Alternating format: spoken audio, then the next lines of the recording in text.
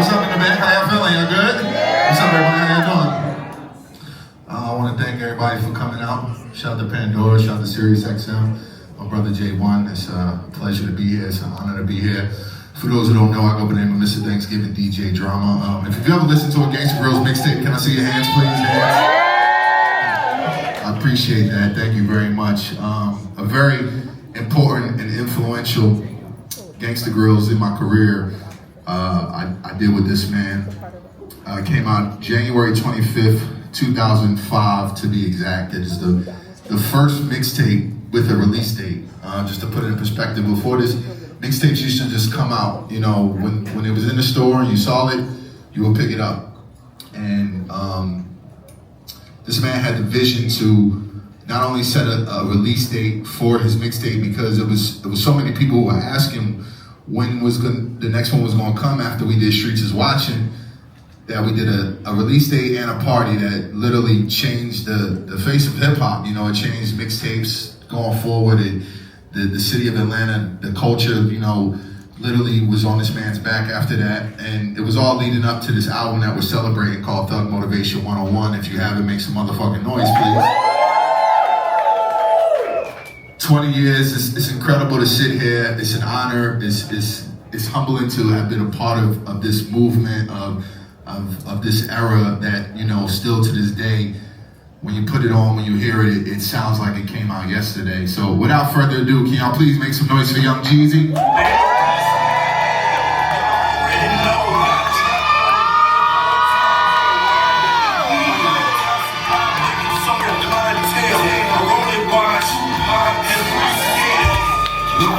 What up, though? What's happening? Y'all make some noise for yourselves one time. You good? Man, I'm feeling like no money, baby. You know? So let's start off right here. Where did the title of Thug Motivation 101 come from? So I don't know if people know, like I grew up and Tupac he was my guy. If y'all love Tupac, make some noise. Tupac was my guy. He was like my first mentor because I listened and watched everything he done. And what I loved most about Tupac was he was all about impact. And he had a vision of what his impact was. And Thug Life to him meant something totally different than it meant to anybody else. It was just on the street. It was more so of a movement. And when I started to do music, I was trying to find my voice in just my direction. And what I noticed early on is that I always gave everybody good advice. I can't say it myself, but everybody else. You know what I'm saying? And I felt that way in the music because I was basically talking about what I was going through, but I was also telling people what I did to navigate that. And to me, that was motivation because some of the situations I was in, they were life and death, death or jail. And I was able to navigate through those situations. And I was like, well, how real would that be if my music stood on that type of business of motivating people more so than just talking to them or trying to entertain them? So Thug Motivation came from me saying to myself in my head, if somebody listens to this album and they passed the class and they graduated, so clearly all y'all graduated, so congratulations. Congrats. Yeah. Take me back. Let's talk about what hip hop was like, what Atlanta was like. What was your life like during that time in the process of making Thug Motivation? And you know, how did you feel? Man, I'm gonna be all the way honest with you. Making Thug Motivation, which is now, if I look at 20 years later and see the things that I'm up against, why I faced them so fearlessly is I was up against life and death making Thug Motivation, and health scares from Bell's palsy to tearing my vocal cords, not knowing if I was going to be able to write another song, to mixing Thug Motivation with a pad and a pen because I couldn't talk to the engineer, Leslie, who's your guy. Yeah, because I didn't have my voice, and we didn't all know if I was going to be able to talk again because I told my vocal cords I didn't have insurance on me. I had it on my Lamborghini, but not on me.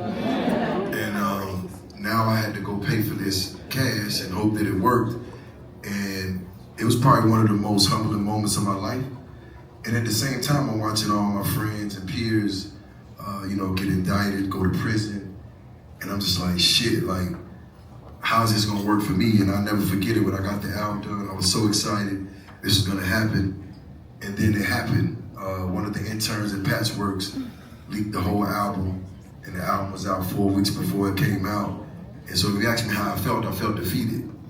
You know what I'm saying? Because I felt like, damn, I gotta go back to the streets. I just threw away my Nextel church phones. They owe me money they ain't gonna pick up. You know what I mean? Like, because I took the islands and burnt the boats. Right. So it wasn't no going back.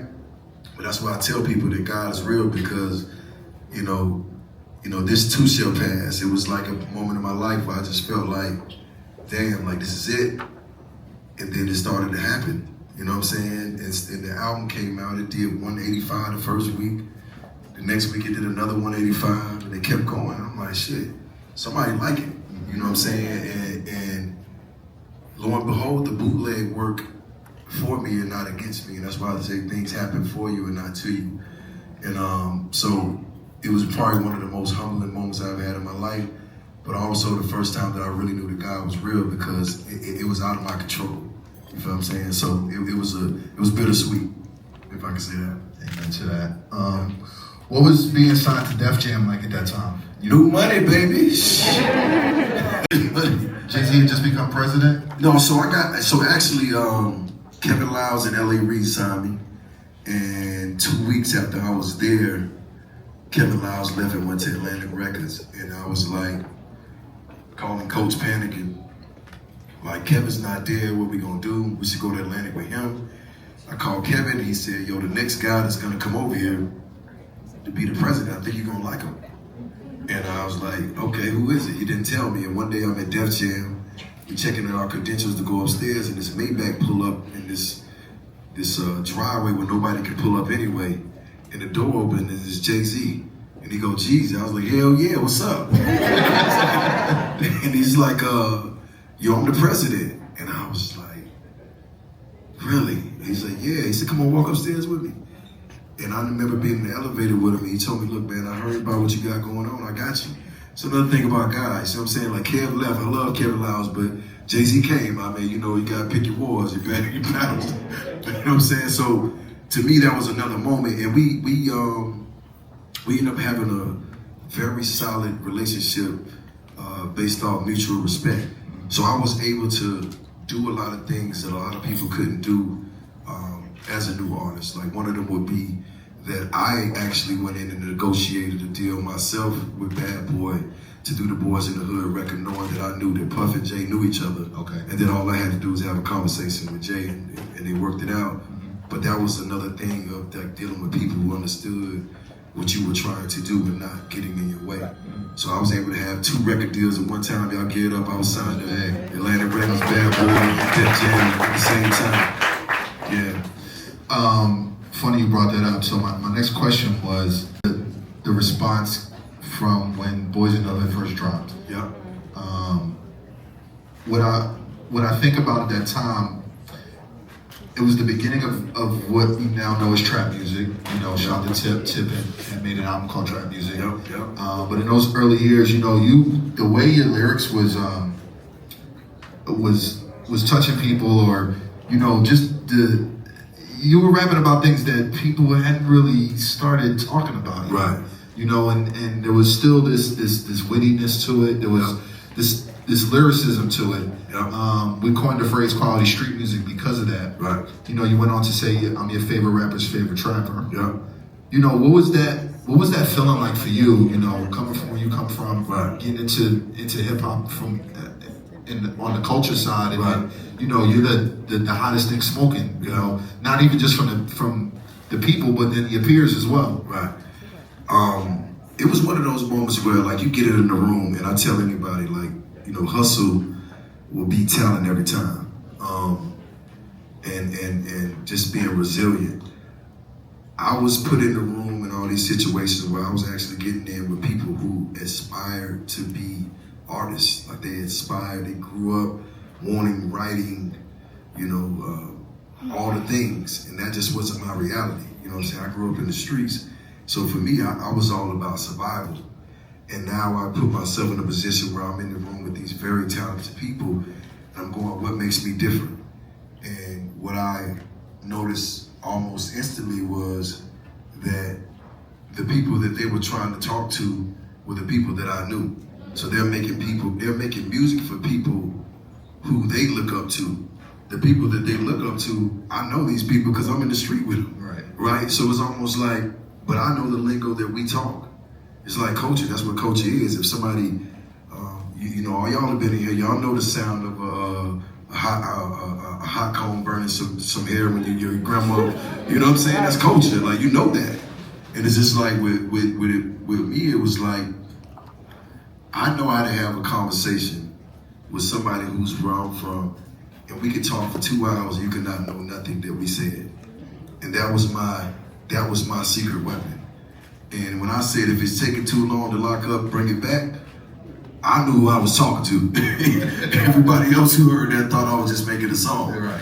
You know, if it's still in the rap, we'll swap it out. You know what I'm saying? You gotta know what level that is to know what it is. For sure. And that's what made it so appealing, because I wasn't rapping to rhyme. I was speaking to the people who understood what I was saying because we were on the same wavelength. And when I heard them boys on the radio, I sat in my car and I was like, damn, I did it. Because, you know, back then you couldn't even say anything that was somewhat related to the streets on the radio. For sure. Right. So, you know, and this is around the time they was trying to ban the snowman shirt, so they was already on my head. Yeah. You know what I'm saying? So I had to figure out a way to talk around them, and I found myself in a room with like people who would like really done this. Like, the only two people in the world I haven't done a record with that I would love is Sade and Tupac. So everybody else, I've done that. So I've been in the room with Jeezy, Nas, like this one now. Like, these are people who've done this, Lil Wayne, historically. So if you don't want to be in these rooms with survivor's remorse, you got to know what makes you different and what makes you special. What made me special is I'm from where they from. So we talk the same. Everybody ain't from there. You know what I'm saying? You know, that's how it works. That's what I use for my superpower, yeah. Real shit. Make some noise for that. Make some noise for that. Make some noise out there. Celebrating 20 years of Thug Motivation. Yes. With an orchestra. Yes. Shout out to DJ Drum. He's on tour with me. Y'all make some noise for Drum. What's it like performing those songs thus many years later? And then also, what was it like going on the first tour after you put Thug Motivation out to really see the impact that it had? Well, backwards to forward. Great question, by the way. When it first came out, I think I was so traumatized and I had so many things that were going on in my life. I don't think I even took a second to understand what was going on. I was mostly just trying to survive and just get out of my situation and get my mom a house and stay free. So I never took a beat to take it all in. But I can tell you wholeheartedly, 20 years later, when I hear Soul Survivor, that's me. You know what I'm saying? Like, that's my song. You know what I'm saying? I wrote that. Right. Because it resonates with me now, and I think that great art is always timeless, and I think it gets better with time because people appreciate it more. And me being the person who wrote the records, I appreciate Thug Motivation more 20 years later than I ever have because it's real to me. You know what I'm saying? I can actually say that I am a soul survivor. You know what I'm saying? Wholeheartedly. And I can mean that. I can tell you, you know, when you tell somebody trap or die, I mean that. That's in the corporate world. Whatever you do, you better do it the best. You know what I'm saying? You know, when the dope boys see me, they still go crazy. I tell you that right now.